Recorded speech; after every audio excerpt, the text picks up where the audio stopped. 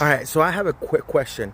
Have you ever heard that fear is a tool that the enemy uses to limit us from doing what God's purpose is? Well, me personally, I think it is, and I've heard it just recently. And one of the things that I was thinking about is how long it's been from me doing videos like these, like motivational or health-wise and stuff like that, because of fear. I've not done any video, and mainly because I had fear that people would judge me on my form of my verbs and my way of talking, my language, my accent.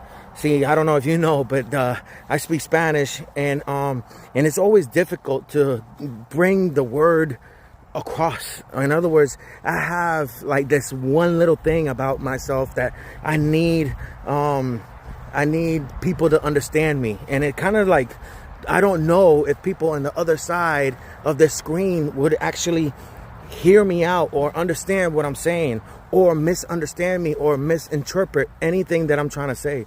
And so that fear has caused me not to do videos or put myself on YouTube or whatsoever. But here this day on 2026, I'm focusing mainly in trying to break those walls down and focus on the necessity.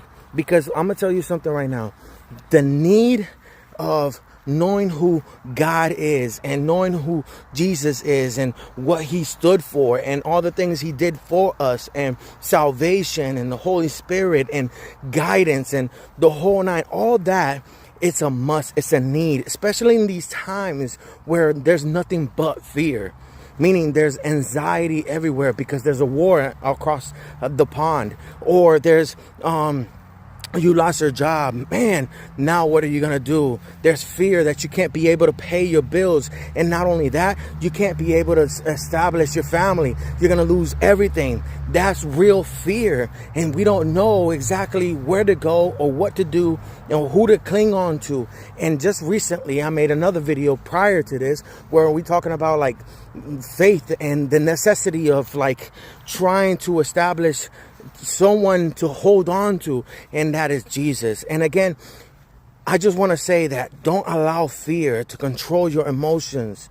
Don't allow fear to control your actions. Don't allow fear to win.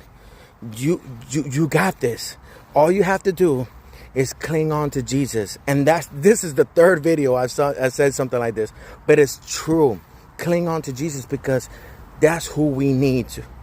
All right, I'll talk to you guys later. I'm praying for you. Check it out.